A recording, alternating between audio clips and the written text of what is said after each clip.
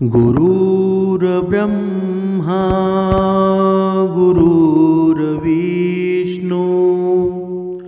गुरुर्देवो महेश्वरा सद्गुरु साक्षात परब्रह्म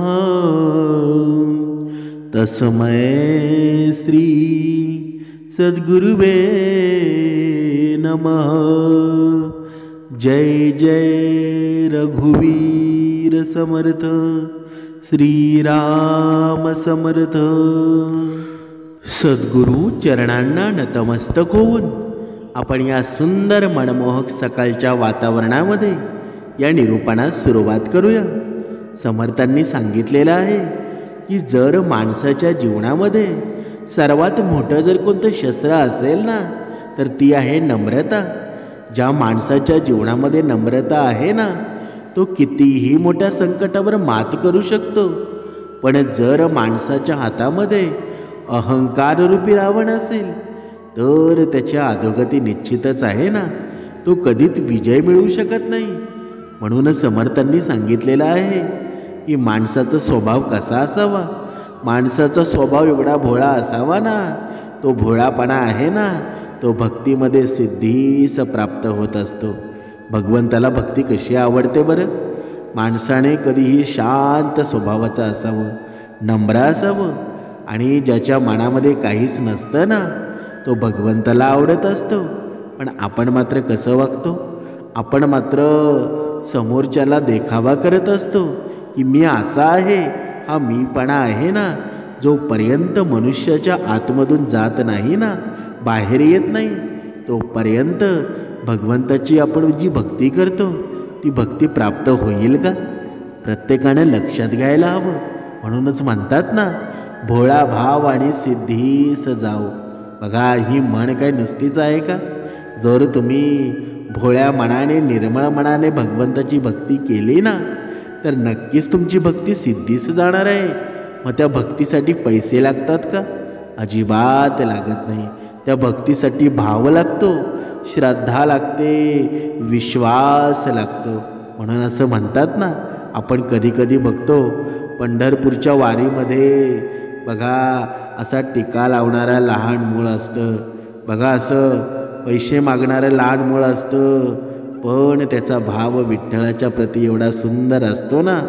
बघा कधी कधी वयोवृद्ध झालेले बाबा असतात, बघा आपल्याला तो टिळा लावायला येतात, बघा त्यांच्या चेहऱ्यावरचं हास्य बघा, बघा त्या चेहऱ्यावरची जे हसणं असतं ना ते साक्षात रूपी असं वाटत असतं की याच्यामध्ये भगवंतच आहे। पण हे का होतं बरं? कारण भगवंताप्रती भाव आहे ना, तो भाव निर्माण झालेला असतो। आणि तो भाव असतो ना तो पैसे देऊन देता येतो का? कोणाला देता येतो का? नाही। भगवंताप्रती भक्ती आहे ना ती अंतर आत्म्यामधूनच निर्माण व्हावी लागते। आणि ती भक्ती कधी निर्माण होईल? जेव्हा आपण 2 वेळची उपासना करू। 2 वेळची उपासना करून सुद्धा आपला आचरण व्यवस्थित ठेवू तेव्हाच होईल ना। बघा आज आपण पाहणार आहोत, या निरूपणामध्ये पाहणार आहोत, भोळा भाव असतो ना तो कशा प्रकारे भगवंतापर्यंत मनुष्याला नेत असतो। आणि दुसरं अति राग असतो तो कशा प्रकारे मनुष्याच्या जीवनामध्ये अधोगती निर्माण करत असतो। या 2 गोष्टींचं विश्लेषण या निरूपणामध्ये आपण करणार आहोत। समर्थांनी सुंदर वर्णन केलेलं आहे।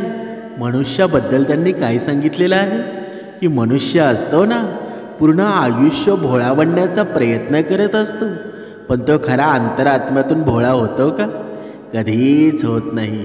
पण जो मनुष्य देवाप्रती भोळा असतो ना त्याला नक्कीच देव दर्शनसुद्धा देतो आणि त्याच्या जीवनामध्ये आनंद आणि सुखसुद्धा निर्माण करत असतो। बघा काहीकांच्या जीवनामध्ये भरपूर धनसंपत्ती असते, भरपूर पैसा असतो, पण त्याच्या जीवनामध्ये सुख असतं का? बघा कधी कधी बायकोच आजारी पडते, कधी कधी मुलंच आजारी पडतात, कधी कधी आईवडीलच आजारी पडतात। म्हणजे पैसा येतो आणि कुठे जातो हे कधीच कळत नाही। पण त्या पैशामध्ये जर सुख निर्माण करायचं असेल ना, समाधान निर्माण करायचं असेल ना तर ते सामर्थ्य उपासनेमध्ये आहे. जर आपल्या जीवनामध्ये 2 वेळची उपासना झाली ना, तर तुम्ही कितीही मागे तुम्ही काय केलं ते विसरून जा. पण आजच्या स्थितीला, आजच्या दिवसापासून तुम्ही काय करणार आहात, हा एकच गोष्ट लक्षात ठेवा. आणि जेव्हा ही एक गोष्ट तुम्ही लक्षात ठेवाल ना, तुमच्या जीवनामध्ये जर अधोगती निर्माण जरी झाली असेल ना, तर लगेच थांबून जाईल आणि लगेच परमेश्वराचं स्वरूप निर्माण होईल. म्हणून समर्थांनी सांगितलेलं आहे की माणसानं देवाप्रती भोळं होऊन जावं, पण मनुष्य मात्र भोळा कुठेच होत नाही. बघा, जीवनामध्ये आपण हे जीवन जगताना माणसाच्या जीवनामध्ये प्रेम निर्माण व्हायला हवं, अहंकार बाजूला सारायला हवा. पण असं होतं का? कधीच होत नाही. म्हणून भोळा भक्त असतो ना, तो कशा प्रकारे देवाप्रती पोचत असतो ते आपण या निरूपणामध्ये पाहणार आहोत. बघा, एका उदाहरणाद्वारे आपण स्पष्ट करूया. एक छोटंसं गाव होतं आणि त्या गावाच्या बाहेर एक सुंदर शिवमंदिर होतं. आल्या गेल्या लोकांना विश्रांतीचं ठिकाण होतं.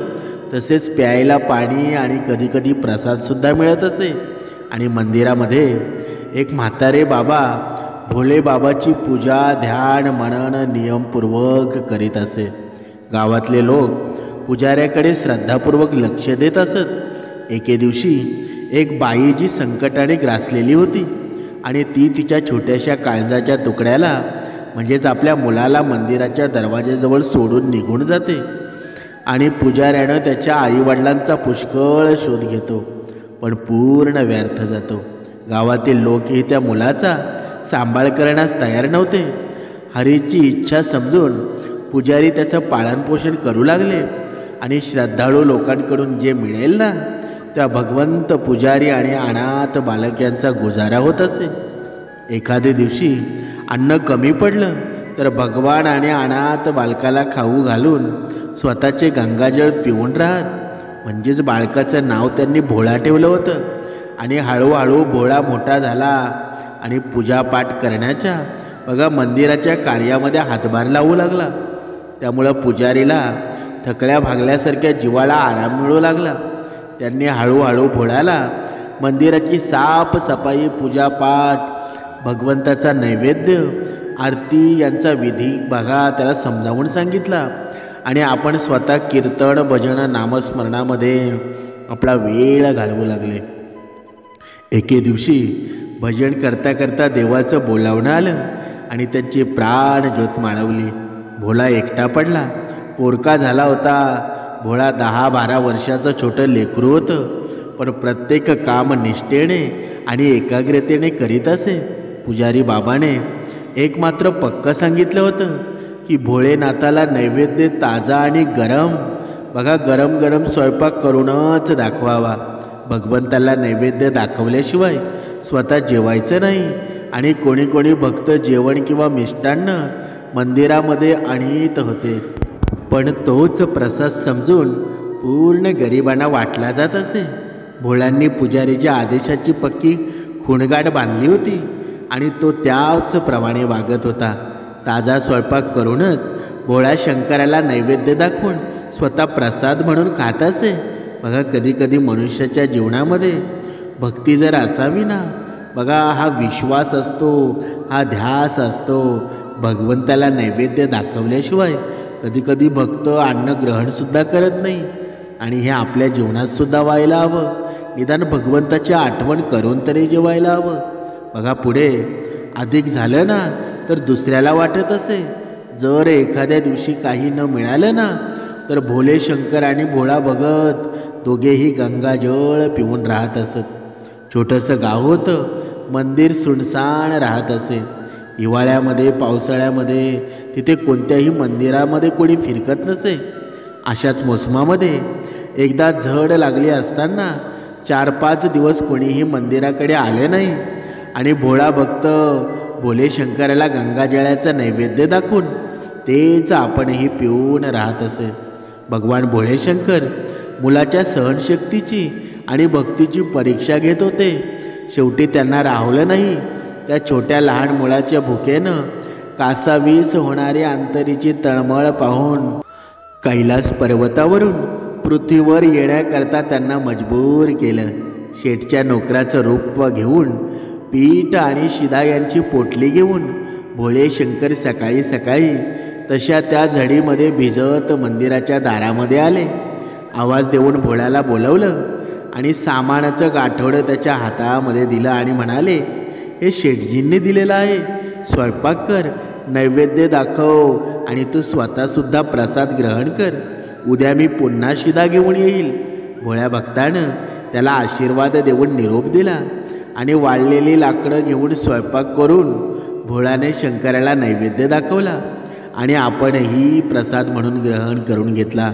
संपूर्ण पावसाळा भोळे शंकर नोकराचं रूप घेऊन शिदा आणून देऊ लागले आणि स्वतःही गरमागरम नैवेद्य खाऊ लागले. एके दिवशी भोळ्याच्या लक्षात आलं, 4 महिने झाले शेठजी शिदा देतात, परंतु प्रसाद घेण्यासाठी एकदाही आले नाहीत. शेठला महाप्रसादापासून दूर ठेवणं त्याच्यावर अन्याय होता आणि भोला भगत सेवकाला म्हणाला, अरे बाबा, शेठजी एवढे धर्मात्मा आहेत, पण माझ्या मनात त्यांना प्रसादाला न बोलवल्याबद्दल थोडी खंत वाटत आहे. तू उद्या माझ्यातर्फे त्यांना प्रसाद घ्यायला म्हणून सांग. हे ऐकून सेवकाचं डोकं चक्रावून गेलं. तो म्हणाला, पुजारीजी, शेठजी आपल्याला शिदा देतात, ज्यामुळं भगवंताला नैवेद्य होतो आणि तुम्हीसुद्धा प्रसाद घेता. बस आता उगीच मध्येच कशाला शेठजीला बोलवायची गरज आहे. बघा तर पाहू, चालू द्या, जसं चाललंय ना तसं चालू द्या. बालक पुजारी म्हणाला, असं कसं चालू देऊ मी? शेठजी एवढे धर्मात्मा आहेत ना, खूप दयावान आहेत. इतके दिवस झाले ते मंदिरात शिदा पाठवतात, त्यांनाच प्रसाद नाही दिला ना तर कर्तव्य कसं पुरं होणार बरं? मी कोणाची उधार बाकी ठेवणार नाही. शेठजीला सांगा की उद्या जर प्रसादाला येत नसतील ना तर मी शिदा घेणार नाही. बघा, गंमत अशी की देणारा आपला रुबाब दाखवतो, पण इथे गोष्ट उलटी होती. घेणाराच रुबाब दाखवू लागला, परंतु देणारा सुद्धा काही कमी नव्हता. तोही खरा आणि जिद्दी होता, म्हणून त्यांनी स्वतःचा कमीपणा घेतला होता ना. सेवकानं बाळक पुजाऱ्याला सांगितलं, असा जर तुझा निश्चय आहे ना तर शेठजी उद्या मंदिरामध्ये अवश्य प्रसादाला येतील. निश्चिंत राहा. दुसऱ्या दिवशी नोकर शिदा, दूध, खिरीची भरपूर सामग्री घेऊन भोळे बाबाकडे आले आणि भोला भगत म्हणाला, अरे बाबा, एवढं सामान कशाला आणलंस? त्यावर तो नोकर म्हणाला, शेठजी प्रसाद घ्यायला येणार आहेत, आपण सुंदर असा स्वयंपाक करा. भोळे बाबाला नैवेद्य दाखवा, पण एक सांगा की शेठजींनी केव्हा यावं? भोला भगत प्रसन्न झाला आणि त्याने शेठजींना यायची वेळ सांगितली. भोळा भक्ताच्या आज्ञेचं पालन करण्यासाठी भोले बाबाने आपलं दंड, कमंडळू, मृगचर्म, भस्म सगळं काढून ठेवलं. संसारी शेठसारखा पोशाख केला. पगडीपासून ते चपलांपर्यंत थेट सेठसारखा पोशाख केला. ममतामयी जगनजननी मागे कुठे राहणार होती? तिने सेठाणींचा पोशाख केला आणि सोन्या चांदीचे दागिनेसुद्धा परिधान केले. म्हणजे अशा अद्भुत जोडीला पाहून कोणीही मंत्रमुग्ध झाला असता. इतकंच नाही, तेही आपापले बदललेले रूप पाहून एकमेकांकडे बघून खूप आनंदित झाले. दोघेही मंदिराकडे निघाले. भोळा भक्ताला आज वेळ नव्हता. नेहमी तो येता जाता स्वयंपाक करीत असे, पण आज धर्मात्मा शेठजीला प्रसाद घेऊन कर्तव्य मुक्त व्हायचं होतं. खूप आवडीनं खीर केली, सगळं साहित्य त्यात घातलं, बाकीचा स्वयंपाक केला. आता पुन्हा स्नान करून भगवंताला नैवेद्य दाखवायचा आणि शेठजीला प्रसाद द्यायचा होता ना. भोळा भक्ताने पाहिलं की शेठजी आलेले आहेत. तो म्हणाला, शेठजी बसा, मी आता देवाला नैवेद्य दाखवतो, नंतर तुम्हाला प्रसाद देईल. भगवान भावनेने भुकेलेले असतात. भोळे शंकरालाही भूक लागली होती. ते म्हणाले, लवकर नैवेद्य दाखव, मला खूप भूक लागली आहे. भोळा भगत म्हणाला, भूक तर मलासुद्धा लागली आहे, पण मी सहन करतोय ना. मला भूक लागली तरी नैवेद्य दाखवणं विसरतो का? असं जर भुकेसाठी भगवंताला नैवेद्य दाखवणं लोकांनी सोडलं ना तर भगवंत उपाशी मरतील. भोळे बाबा म्हणाले, तुम्ही तिकडे नैवेद्य दाखवा, मी पाड मांडतो, मला भूक सहन होत नाही. भोळा भगत रागाने येऊन म्हणाला, भगवंताच्या कामामध्ये गडबड आणि कंजूशी चालेल का? मी जोपर्यंत नैवेद्य दाखवून येणार नाही ना, तोपर्यंत आपण स्वयंपाकघरापर्यंत जाऊ नका. चुपचाप इथे बसा आणि ओम नमः शिवाय जप करा. मी आता येतो आणि आपल्याला पोटभर प्रसाद देतो. भोळा भगत पानावर नैवेद्य घेऊन मंदिरामध्ये जातो आणि इकडे भोळे बाबा स्वयंपाकघरामध्ये गेले आणि एक एक वस्तू चाखायला सुरुवात केली. खिरीमध्ये साखरेऐवजी मीठ टाकलेलं होतं, भाजीमध्ये मिठाऐवजी साखर टाकलेली होती, भाकरीमध्ये तिखट पडलं होतं, त्यामुळे ती भयंकर तिखट झाली होती. भोळे बाबांनी आपला हात काढून घेतला आणि बघा, जगन जन्नीला मुखावर मंद हास्य होतं. एवढ्यात भोळा भगत ओम नमः शिवाय असं म्हणत स्वयंपाकघरामध्ये येतो आणि नैवेद्य अन्नात मिसळला. पूर्ण स्वयंपाक पवित्र केला. नंतर शेठजीला पान मांडून जेवायला वाढलं आणि हात जोडून म्हणतो कसा, शेठजी आपण प्रसन्नतापूर्वक प्रसाद ग्रहण करा. भोळे बाबा कधी माता पार्वतीकडे तर कधी भोळा भक्ताकडे पाहू लागले. भक्ताच्या भक्तीनं स्वयंपाक जोरदार झाला होता. त्यांनी आताच तर चव पाहिली होती. ते खाताना भोळे बाबांना घाम येऊ लागला. भोळा भक्ताला त्याचं हळूहळू जेवण करणं आवडलं नाही. तो म्हणाला, आता काय झालं? आताच जेवणासाठी उतावेळ झाला होता आणि आता काय अचानक झालं? तुम्ही जेवलात ना, तर माताजीही प्रसाद घेतील, नंतर मीही प्रसाद ग्रहण करेल.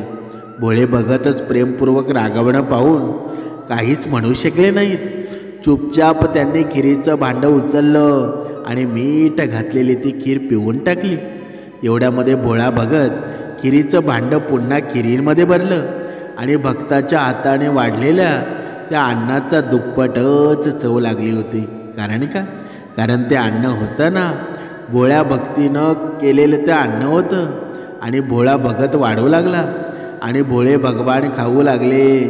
जगन्माता दोघांकडेही पाहू लागली. सगळा स्वयंपाक संपला. भोळे बाबांना मोठ्यानं ढेकर दिला. भोळा भगत म्हणाला, मीच वेडा आहे, थोडासा स्वयंपाक केला. आपल्याला प्रसाद घेण्याची एवढी आवड आहे ना, जर माहीत असतं ना, मी जास्त स्वयंपाक केला असता. भोलेशंकर पोटावरून हात फिरून म्हणाले, अरे बाबा, रोज इतके कुठे खातो मी? आज स्वयंपाक इतका चांगला झाला आहे ना की मी जिभेवर काबू ठेवू शकलो नाही. बस खातच राहिलो. भगवंताला तो भक्त बोलू लागला, बघा रुसल्यासारखा झाला, हे तुम्ही बरं केलं, पण माताजी उपाशी राहिले आहेत. भोळे भक्ताचा हा उतरलेला चेहरा पाहून माताजीला राहवलं नाही. त्यांनी खिरीचे 4 थेंब तोंडात टाकले. अशी सुगंधित खीर कुण्या लोकामध्ये, कुण्या काळामध्ये, कोणी देवता अथवा कोणी दानव असो, मानवाने सुद्धा खाल्ली नसेल. भोळे बाबाला वाढल्याबरोबर साखर, मीठ आणि मिरची आपला गुण, आपला स्वभाव विसरून अद्भुत अलौकिक स्वादाने चवीने भरून गेले होते.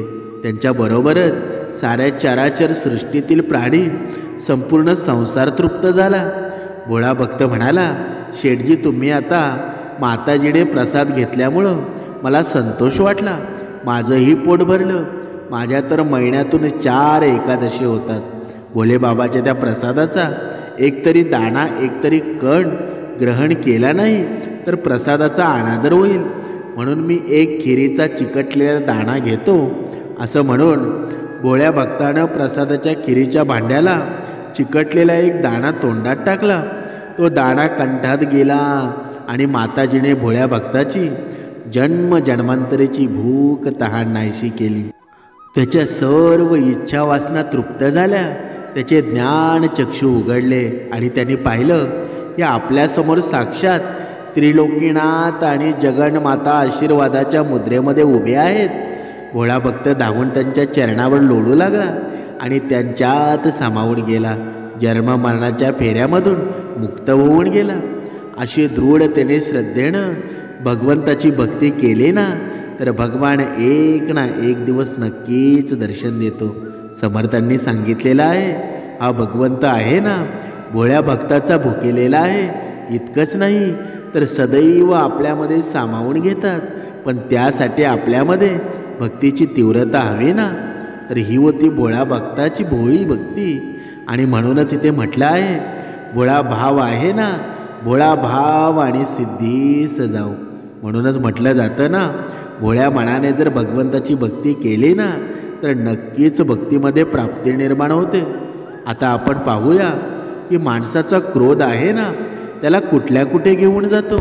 जे लोक असतात साधूचा वेश करून फिरत राहतात, परंतु मनामध्ये क्रोध, लोभ, मोह सामान्य माणसापेक्षाही प्रबळतेने खूप राहतो. असे साधू असतात ना, आपले जीवन तर नष्ट करतातच, पण दुसऱ्याचं काही भलं करू शकत नाही. असेच एक तपस्वी होते आणि अहिंसा आणि क्रोधांवर प्रवचन करीत असे. 4-8 दिवस शिष्य जवळ ठेवलेले होते. नेहमी भ्रमंती चाललेली असे. एके दिवशी चालता चालता पायाखाली एक बेडूक दबून गेला आणि मागून येणाऱ्या एका शिष्यानं त्या तडफड करणाऱ्या बेडकाला पाहिलं आणि त्याला फार दुःख झालं. तो म्हणाला, गुरुजी, आपल्या पायाखाली बेडूक दबला गेला, तडफडतोय तो, बस मरेल आता. गुरुजीने हे ऐकलंही नाही, ऐकल्यासारखं केलं आणि पुढे चालू राहिले. त्या शिष्याला राहवलं नाही. तो पळत जाऊन त्यांच्या पुढे आडवा उभा राहिला आणि म्हणाला, आपण तर मागे वळूनही पाहिलं नाही, काही याला जीवदया म्हणतात का? गुरुजीला राग आला आणि शिष्य मला उपदेश करतो, मला दयेची शिकवण देतोय. काठी घेऊन मारण्यासाठी ते धावले आणि म्हणाले, मी समोर पाहून चालतो, खाली नाही. दबला तर दबला, मी काय करू शकतो? भला आलाय उपदेश द्यायला. असं कितीतरी जीव रोज दबतात, मरतात सुद्धा, कुठवर त्यांना पाहणार मी? बघा, शिष्य हे ऐकून थक्क झाला आणि गुरुजी मारायला धावले. त्यांच्या मारापासून वाचण्यासाठी तो पळाला, पण गुरुजीला फार राग आला होता. मारल्याशिवाय त्यांना शांती कशी मिळणार? बस लागले शिष्याला मारायला. अंधार पडू लागला होता आणि गुरुजी एका दगडाला अडखळून खाली पडतात. त्यांचा मार वर्मी लागल्यामुळं त्यांचा मृत्यू होतो. दुसऱ्या जन्मामध्ये ते तपस्वी एका मठाचे महंत झाले. बडा मोठा आश्रम होता. खूप फूल झाडं, फळांची झाडं लावलेली होती. एके दिवशी काही मुलं आश्रमामध्ये घुसतात आणि ते फळं तोडायला लागतात. महंतांनी ते पाहिलं आणि रागाने हातात दंडा घेऊन, अरे दुष्टांनो, आश्रमातली फुलं तोडून उजाड करण्याकरता कुठून टपकलात? मुलांनी महंताला रागाने दंडा घेऊन येताना पाहिलं आणि मुले पुढे पळत गेली. मुलं पुढे पळत होती आणि महंताला चिडवून बघा त्याची चेष्टा करत होती. तोडलेली फुलं एकाएक करीत त्यांच्याकडे फेकत असत आणि हसत म्हणू लागले, घ्या बाबा, गुलाबाचा वास घ्या, गेंदाचा वास घ्या, बेला चमेळीचा हार करा. फळंही फेकीत म्हणू लागली, घ्या बाबा, आंबे खा, केळी खा. हे सगळं ऐकून महंताचा राग आणखीनच वाढला होता. मागचा पुढचा विचार न करता रागाने मुलामागे धावू लागले आणि एवढ्यात आश्रमातल्या त्या विहिरीतच तोळ जाऊन पडतात आणि त्यातच त्यांचा मृत्यू होतो. क्रोधावेशामध्ये मेल्यामुळं त्यांना पुढच्या जन्मामध्ये विषधर सर्पाची योनी मिळाली आणि जो कोणी त्याच्या जवळ यायचा त्याला ते चावत असत. लोकांनी भयाने तो मार्ग बदलला. एके दिवशी महावीर स्वामी त्याच रस्त्याने चालले होते. त्यांच्या बरोबरीनं लोकसुद्धा म्हणाले, भगवान, या मार्गाने जाऊ नका, या मार्गावर एक विषधर सर्प राहतो. महावीर स्वामी म्हणाले, काही हरकत नाही, मी जर माझा मार्ग बदलला ना तर दुसऱ्याच्या आचरण बदलण्याची प्रेरणा मी कसा देणार? तुम्ही चिंता करू नका, असे म्हणून ते पुढे निघतात आणि जंगलात पोचल्यावर बघा, महावीर स्वामींना आपल्या जवळ आलेले पाहून सर्पाने फुंदकार मारून फणावर केला आणि पायावर आपल्या विषारी दातांचा प्रहारसुद्धा केला. परंतु झालं काय? महावीर स्वामी तेच निर्विकार अविचलित मुद्रेने अभयाच्या मुद्रेमध्ये उभे राहिले. आता मात्र साप विचलित झाला होता. तो स्थिर होऊन फणावर उचलला, पण आता त्याने दंत प्रहार केला नाही. महावीर स्वामी म्हणाले, हे विषधर निरापराध जाणाऱ्या येणाऱ्या लोकांना, या माणसांना तू का प्रहार करत आहेस? आपलाही जन्म व्यर्थ का घालवतोस? तुझ्या जीवनाचं पालन पोषणासाठी या वन प्रांतामध्ये पुष्कळ काही आहे. माणसांना विनाकारण अकाळ मृत्यू देऊन आपलं पाप का वाढवत आहे? शांत भावाने राहायला शिक. क्रोधामुळे आणि हिंसाभावामुळे पूर्वीचे 2 जन्म तू व्यर्थ घालवले आहेस. आता तरी या योनीमध्ये आक्रोध आणि अहिंसा भावाने शेष राहिलेले हे जीवन घालव, ज्यामुळं तुला शांती मिळेल. महावीर स्वामींच्या या उपदेशामुळं सर्पाला पश्चाताप झाला. त्याला वाटू लागलं, खरंच आपण निरापराध माणसांना जाऊन त्यांच्या मृत्यूचं कारण बनलो आहे आणि यामुळं पुढच्या जन्मासाठी मला या योनीमध्ये शांत भावाने जीवन जगायला पाहिजे. असा विचार करून त्याने आपला फणा महावीर स्वामींच्या चरणावर ठेवला.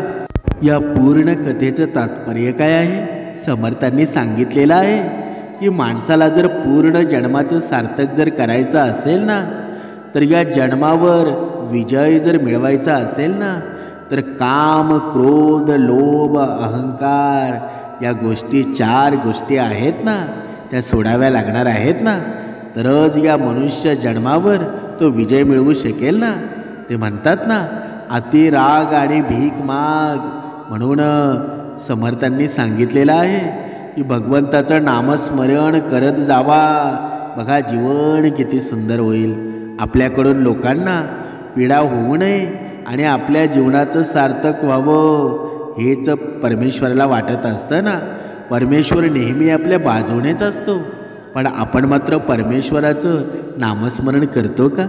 म्हणून समर्थांनी सांगितलेलं आहे, मनुष्याच्या जीवनामध्ये जोपर्यंत भक्ती मार्गामध्ये लागत नाही ना, तोपर्यंत तुमच्याकडे किती पैसा असू द्या, कितीही धन संपत्ती असू द्या, ती काहीच कामाची नाही. बघा आपलं आयुष्य जातं तरी आपण पैसा कमवण्याचं थांबवत नाही. पैसा येतो कुठून निघून जातो ते कळतं का? म्हणून जोपर्यंत हे शरीर चांगलं आहे ना, तोपर्यंत भगवंताचं नामस्मरण करा. भगवंताच्या भक्तीमध्ये लीन व्हा. या जगामध्ये आयुष्यभर पुरणारं काहीच नाही. हे आयुष्यभर पुरणारं आहे ना, ते फक्त भगवंताचं नाम आहे. जय सद्गुरू हे नाम आहे ना. ओम श्री गुरु दत्तात्रेय श्रीपाद श्री वल्लभाय नमः. श्रीराम समर्थ हे नाम आहे ना, ते आयुष्यभर निरंतर टिकणारं आहे आणि हे आपल्याला मृत्यूनंतरसुद्धा आपल्या सोबत राहणार आहे. म्हणून काय घ्यायचं आणि काय द्यायचं हे प्रत्येक मनुष्याने ठरवा. जर आपली जीभ गोड असेल ना, तर समोरच्याच्या जीवनातसुद्धा गोडवा निर्माण होईल. जर आपले डोळे सुंदर असतील ना, तर समोरचा निसर्गसुद्धा सुंदरच दिसणार आहे ना. म्हणून आपण कसं बघायचं, कसं राहायचं हे आपल्यावर अवलंबून आहे. म्हणून जीवनामध्ये खचून जाऊ नका. जीवनामध्ये जे काही आहे ना, जे काही परमेश्वराच्या कृपेने मिळालेलं आहे ना, त्याच्यामध्ये गोडवा निर्माण करा. आणि जेव्हा जीवनामध्ये गोडवा निर्माण होईल ना, तेव्हा आपलं जीवनसुद्धा समाधानी होईल. सुख तर आतासुद्धा आहे, पण ते सुख आपल्याला आयुष्यभर टिकतं का? बघा थोड्या वेळेसाठी सुख येतंसुद्धा, पण 24 तासांमधला फक्त काही मिनिटे सुख येतं आणि 24 तास दुःखच असतं. म्हणून मनुष्याने एक गोष्ट लक्षात ठेवायला हवी, दुसऱ्याच्या जीवनामध्ये आनंद निर्माण करणं ही सर्वात मोठी भक्ती आहे. तुम्ही काही वाचन पठण केलं नाही तरी चालेल, पण दुसऱ्याच्या जीवनामध्ये आनंद निर्माण केला ना, अगोदर तीच भक्ती घडून जाते. म्हणून समर्थांनी सांगितलंच आहे ना, दुसऱ्याचं चांगलं पाहणं हीच खरी भक्ती आहे. आणि म्हणजे माणसातला माणूस बघणं हीच खरी भक्ती आहे ना. माणसातच भगवंत असतो. आणि समर्थांनी सांगितलंसुद्धा आहे, भगवंत आहे ना, तो मनुष्यामध्येच आहे. तुम्ही वेगळी भक्ती करण्याची गरज नाही, पण उपासना असते ना, ती मनुष्याला मौन धारण करायला लावत असते. मनुष्याला तेजोमय करत असते. मनुष्याचं जे काही कामं असतात ना, ते योग्य रीतीने होण्यासाठी मनुष्याचं मन खंबीर असावं लागतं. आणि हे मन खंबीर असण्यासाठी आपल्या जीवनामध्ये उपासना खूप महत्त्वाची आहे. म्हणून समर्थांनी सांगितलेलं आहे की आपल्या जीवनामध्ये उपासना झालीच पाहिजे. ज्याच्या जीवनामध्ये उपासना होत नाही ना, त्याने भक्ती करून फायदा नाही. कारण उपासना आहे ना, हे मन कणखर करत असते. तुमच्या जीवनामध्ये तुम्हाला भरपूर माणसं भेटतील, पण एक भावाने तुमच्यावर प्रेम करणारा फक्त भगवंतच आहे. म्हणून भगवंताचं आपण नामस्मरण काय करावं? कारण तो कधीही आपल्याला धोका देऊ शकत नाही. तुमच्या जीवनामध्ये अनेक माणसं असतील, आतापर्यंत अनेक माणसं तुमच्या जीवनामध्ये आलेसुद्धा असतील, पण किती जणांनी तुम्हाला धोका दिला, किती जणांनी तुमचा विश्वासघात केला, कधीतरी विचार करायला हवा. पण माझा भगवंत आहे ना, तुम्ही जर नामस्मरण केलं, तुम्ही भक्ती केली, तुम्हाला कधीच हानी पोचून देणार नाही. म्हणून आजचाही दिवस गेलेला नाही. आजपासून सुरुवात करा. ब्रह्ममुहूर्तावर उपासना करा, परत संध्याकाळी उपासना करा. ही 2 वेळची उपासना आहे ना, तुम्हाला सामर्थ्यवान बनवेल. तुमच्या जीवनामध्ये सुख आणि समाधानाचं वातावरण निर्माण करेल. जय जय रघुवीर समर्थ.